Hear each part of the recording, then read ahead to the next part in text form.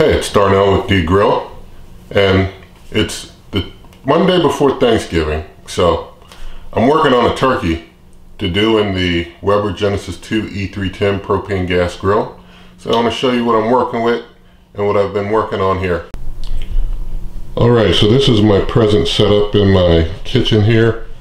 I've got a 15-pound butterball turkey, and this is a brining bag. I will explain to you in a little further, but basically for this turkey I had it in the refrigerator to thaw out from the store. I got it last Thursday night. It's been thawing for 4 days or 4 nights, and so here we are at Monday morning. Well, actually it's Monday afternoon now, but I'll explain how it got here. But Monday morning it was nice and thawed, and so what I had to do earlier this morning is I had to make my brining mix, and I got this Turkey Perfect brining mix by Fire and Flavor. Nothing in this cook is sponsored, by the way, nothing sponsored. So this is just stuff I decided to use on my own because I thought it would work well. But this is a Fire and Flavor Apple and Sage brining kit. It comes with a brine mix and a bag, very nice sealable bag. And so I had to make the brining mix earlier today, and basically to make that brining mix you have to have some other ingredients in addition to the brining mix that they provide. You also have to get yourself a couple cups of sugar, 5 quarts of water, and really that 5 quarts is divided by 4 quarts in one container and then 1 quart later. Your turkey up to 25 pounds, and they mentioned they give you the bag. You need 2 quarts of apple cider, a half a cup of vinegar. I'm using apple cider vinegar, and you need a couple quarts of ice. I've just got really just a couple trays of ice because I'm going to keep it in the fridge, so I'll show you that. But basically you start off by dissolving the mix, which I've done here. You dissolve the mix in the sugar in 4 quarts of water in a pot over medium heat, and after it dissolves you have to let it get to room temp. Took a couple hours for it to get down to room temp. So now what I'm going to do, the next step, is to pour in the water into the bag, then pour the brine mix into the bag, then pour the apple cider into the bag, then pour the apple cider vinegar into the bag, then put the ice cubes into the bag, then seal all that up. I have it into this roasting pan here, and after it's all sealed up I'm going to put it in the refrigerator and let it brine overnight. You basically want to brine, they recommend an hour to a pound. So I'm going to try and start this cook, Lord willing, tomorrow morning. Start to grill up and such when weather conditions are favorable, and start preparing this cook.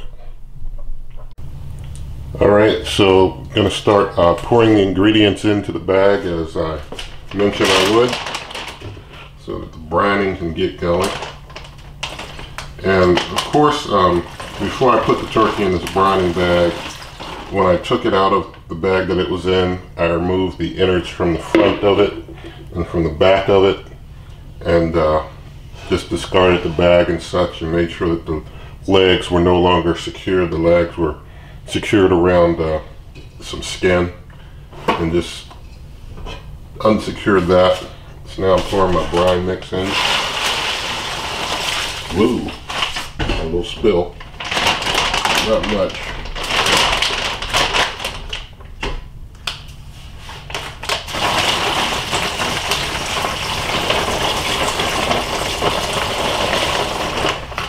As I'm pouring the brine in, the bag is closing up on me a little bit, but just have to make sure I keep it open.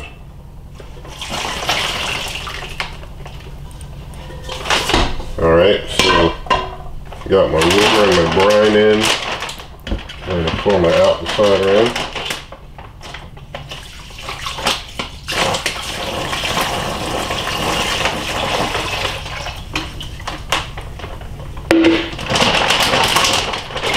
Turkey's getting submerged when I hold the bag up well.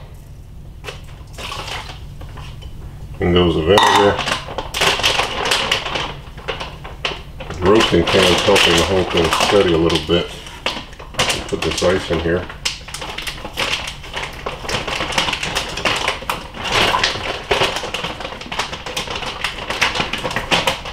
Might not be 2 quarts of ice fully, but should be sufficient enough. This brine will help keep this turkey moist while it's grilling. I'm going to close this bag real tight. I'll remove as much air as possible.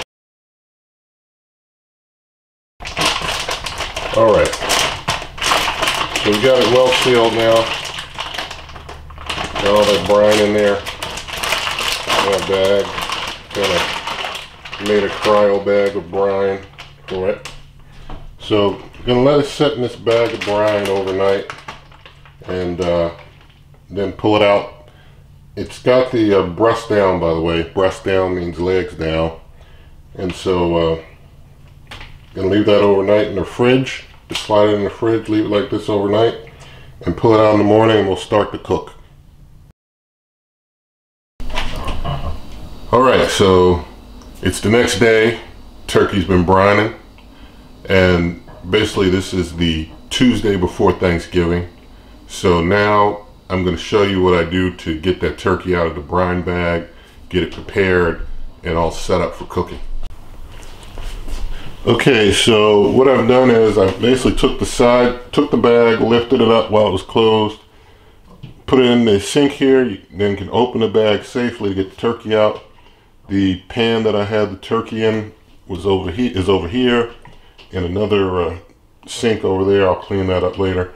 But I'm going to basically lift the turkey up out of the bag, put it in here, get it wiped off and such to get it ready. So I just wanted to show you this. So if you're doing your own, you can see, I just grab it from the front there, knock some of the stuff off. If you want, you can even, if you want to rinse it, you can rinse it. If you want to rinse it down. I'm just going to get it off and then pat it dry and then continue my prep. That's how I'm going to do mine. Get some of the excess off of there. It's got a lot it'll just drain out there like that. So get this 15-pound turkey over here. Still got my breast side down. I'm going to turn it leave the breast side down for now. I'll turn it breast side up for now.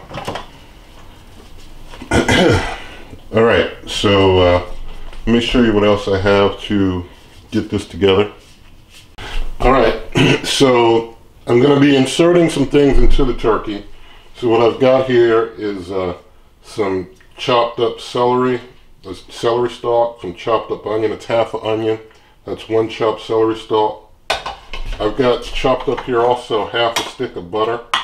This other whole stick I'll be using later, melting it down and coating the turkey with it in like maybe the last hour to cook. I've got some cabbage leaves. These are 4 cabbage leaves that I'm going to be using. I got some ground sage. I've got some pepper. I've got some salt. I've got some some extra virgin olive oil. You can use regular virgin olive oil, but I'll show you how I'm using that in a moment. I've also got some Miner's Mix Poultry Perfection seasoning that I'm going to be using, and that's a seasoning and rub for poultry. So what I'm going to do first is to just kind of get these cabbage leaves kind of like a ball form, and I'm going to put the onion in there, get all the onion in my cabbage ball, and all the celery into my cabbage ball. I'm going to throw the butter in there.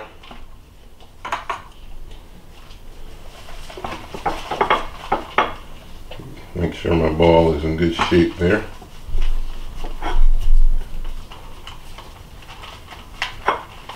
So that's 2 cabbage leaves there holding that. I'm just going to, just to taste, put some sage in there. Put Put some pepper in there.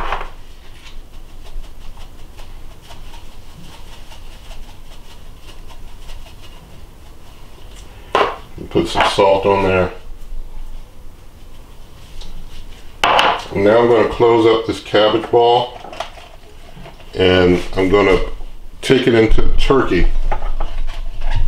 So I'm going to take the cabbage ball, and I need to stuff it inside the front of the turkey here. So I'm just going to stuff it in there. That'll help with some internal moisture and steam during the cook. Just get that in there good. None of that will be eaten. That'll be removed after cooking. Okay. Got that in there good.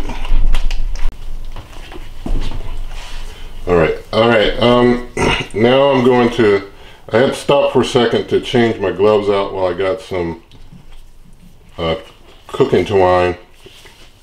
This is cooking twine, safe for cooking, not your Home Depot tie your truck down, tie something to your truck down twine.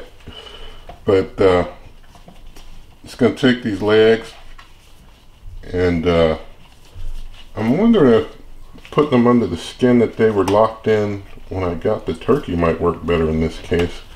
Because when I got the turkey, they were locked in under this skin, this piece of skin here.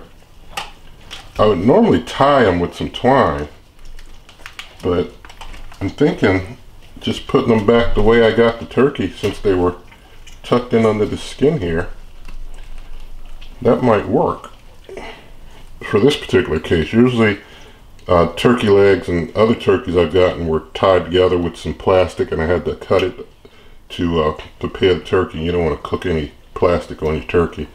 And then I would tie the legs with the twine, but now I'm seeing, you know, that skin that was holding the legs will probably perfectly hold things right there.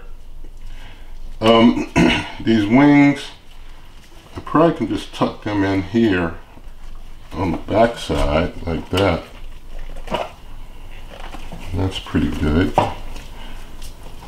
That's pretty nice there. Just tuck them in so they don't get burnt too quick. I may not have to use any twine at all to tie things down. Maybe I'll just put some around just to make sure that everything is held together, where it holds in place good.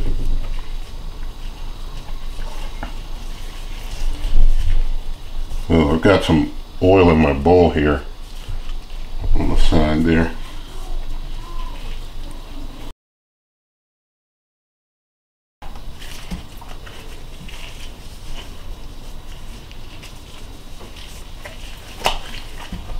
Alright, then just cut that off. Cut off some of this extra string.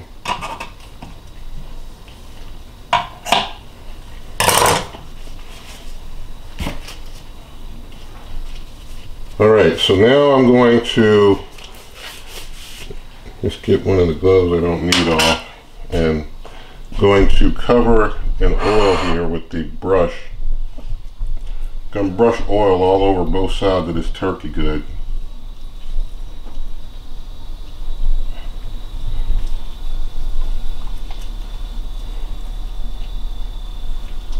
Make sure it's good and covered all over in oil.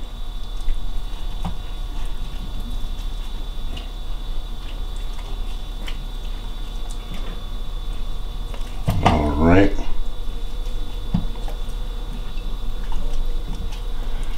Now I'm just going to kind of lift and flip a little. Make sure I get this other side.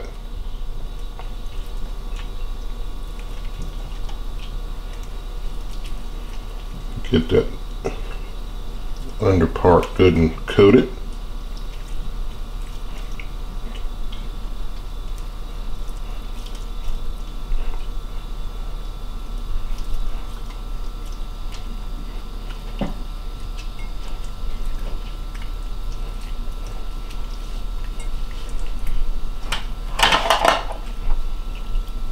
Make sure I get my drumsticks nice and covered.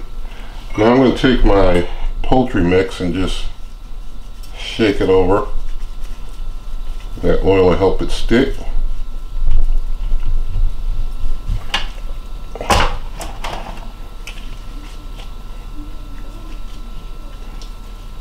Just get it nice and coated all over. Don't want to use too much, but don't want to use too little either. But it's all to your personal preference.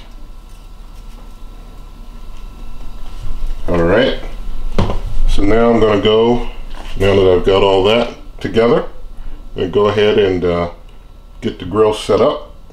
Alright, so out here at the grill, I've got Applewood chunks that have been soaking in the smoker box. As you can see, I'm using way too many Applewood chunks than I should. It just so happens I had a really big chunk, and I don't care to go trying to chop down the chunks that are a little too big. I just cook them down. So I've got Applewood chunks in my smoker box, but I would recommend you only use enough to be able to close your box fully.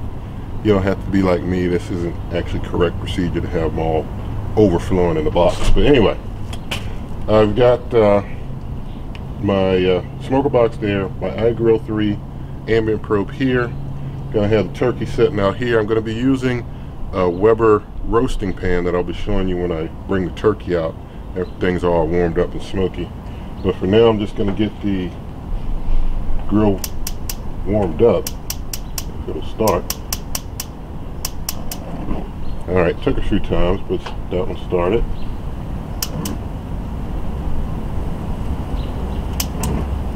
Alright, so all my burners are going. And so I'm going to let things heat up, start getting smoky, then I'll bring the turkey out.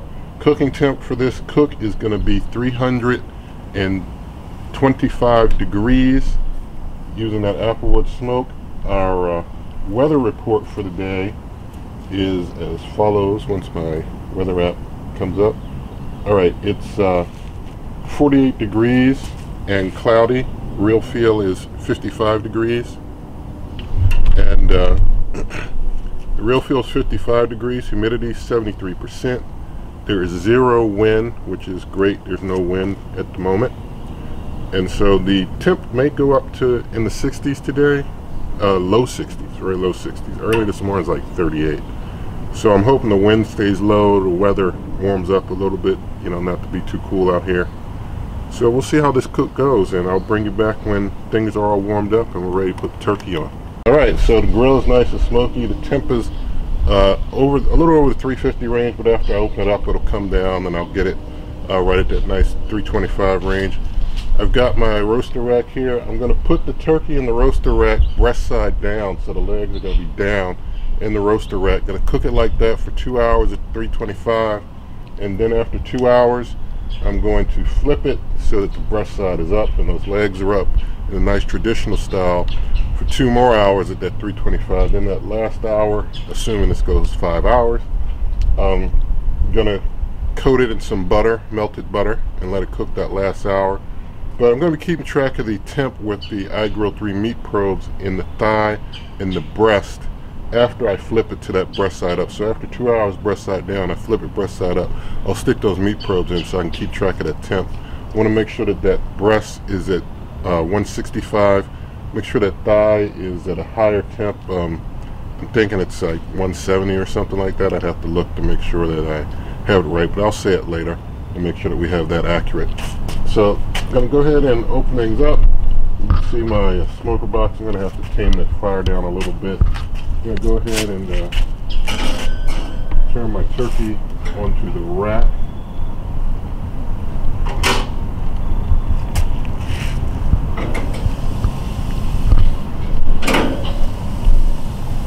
Alright, so the turkey's on there and he's looking good. I'm going to tame that fire, and then I'm going to close the lid. So let me get my gloves off and get my spray bottle and go into fireman mode. Keep that there. Keep the camera there. Got to make sure my cameraman keeps the camera on the grill.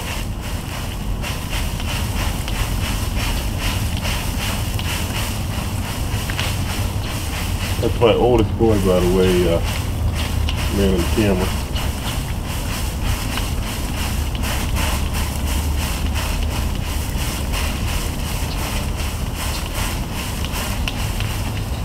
Looks like I got things pretty tamped down on smoke. And we'll close her up. And it holds that turkey just fine in there, not hitting anything. 15-pound turkey in the Weber Genesis 2E310 propane gas grill with no problem. So I'll bring you back, I guess somewhere deeper into this cook. Alright, so we're 2 hours into our cook, and I'm going to flip the turkey over. I'm going to put it breast side up directly on the grill grate now, and I'm going to remove that roasting grate and that roasting holder, and I'm going to put a meat probe into the breast and a meat probe into the thigh. We want that breast to get to 165 degrees Fahrenheit. We want the thigh to get to 180 degrees Fahrenheit, and that way we know once those both reach those temps that things are done. Also going to put some smoke in, some wood into the smoker box to keep that nice and hot. So I'm going to get my gloves on here. These gloves are really good for keeping hands from burning, touching hot stuff. It's good for touching things like this, having to manually flip a turkey and such. Alright, I think I got my glove on good, so go ahead and do this turkey flip.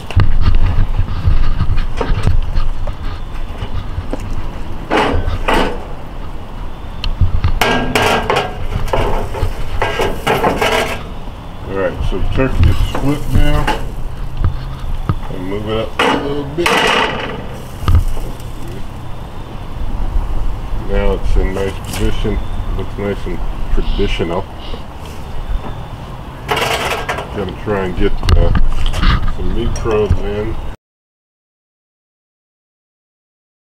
I'll take my glove here and try and get my smoker box open.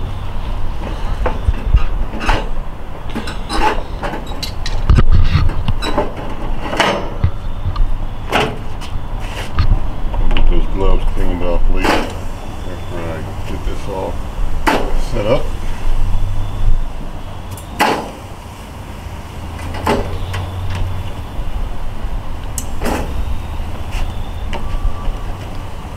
Go get some more Applewood chunks soaking.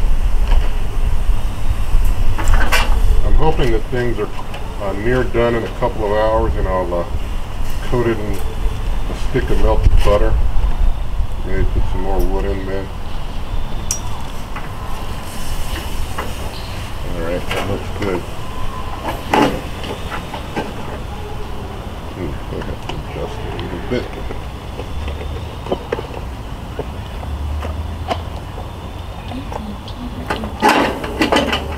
Alright, so I'll close things up, bring you back in a little bit further into this cook. Alright, so my breast meat is done, my thigh meat's not done yet. I'm going to open up, I've been putting wood chips on periodically. They're obviously flaming the way this is smoking. I'm going to tamp those down. I'm going to start coating the top with butter because we're 4 hours in, so we're at about the last hour of the cook. And so I want to show you, oh, we're not flaming, not very much, just a little flame. Put a little flame on that. There's not much flame, a lot of smoke. As you can see, that skin, I guess this thing's cooked. The drumsticks just kind of popped off there. Probably should have tied those up with some string, would have been better. And when I tied, I didn't tie very well down around the bottom here, so the wings are coming out a little bit, but that's okay since they're in the back. I don't think they're going to overcook much. But you see my breast is in the back where I'm using indirect heat. I only got one burner going. So I got the breast in the back, so I can't do anything more to keep that breast from getting hotter.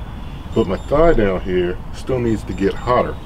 So I'm going to have to fire up my middle burner, and I'm going to take down this far left burner a bit. Try and keep things at 325, but trying to get some heat under that thigh some more. And maybe I'll go about there for both of them. See if I can get around 325 with that. So I'm going to start coating with butter now, because we're going to be pulling this bird off soon and doing taste tests before long. So I'm just going to brush butter all over it. Get some nice nice crispness and cook on that butter for some flavor and some added crisp. You can hear the beat because that breast meat is done. So iGrill is kind of upset I'm not pulling things off yet. So we're going to keep this going for a bit. If the top had already gotten overcooked, it was too brown, could tint it with some foil to try and a little flare up. The butter's flaring up on me some. But I could tint it with foil if I needed to try and keep things from getting too brown on the top, but I think we're looking okay. This bird is pretty near done, so it'll be done in, Lord willing, pray in the next hour or so or less. Get that thigh a little warmer and it should be done.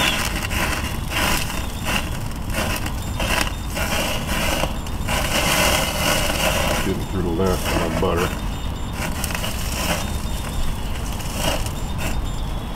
Alright, I'm going to close it up and we'll try and let this finish cooking.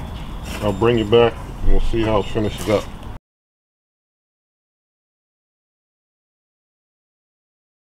Alright, so everything's all done.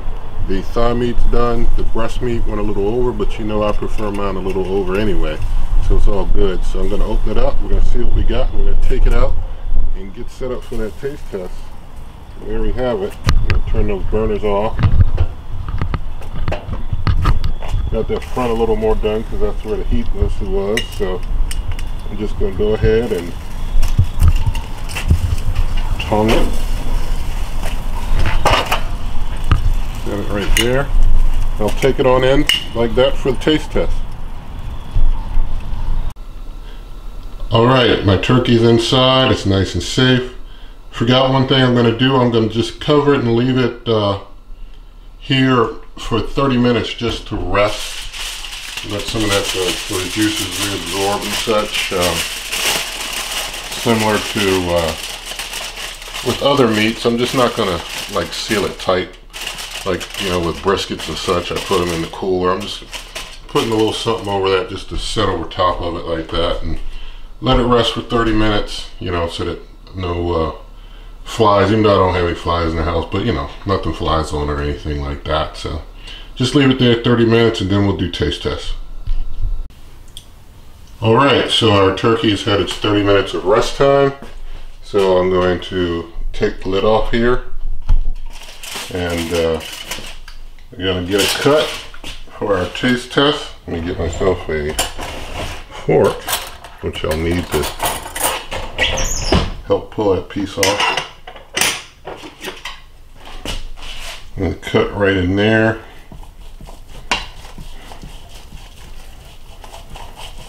It's cutting through very, very smoothly. Very smooth and tender.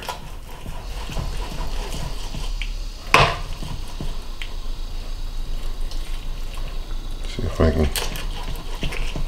get further in there.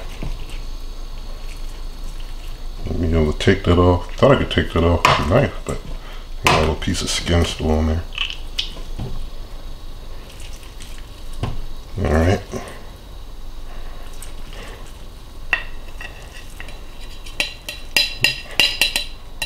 Alright, that looks pretty good, moist. I'm going to go ahead and start the taste test.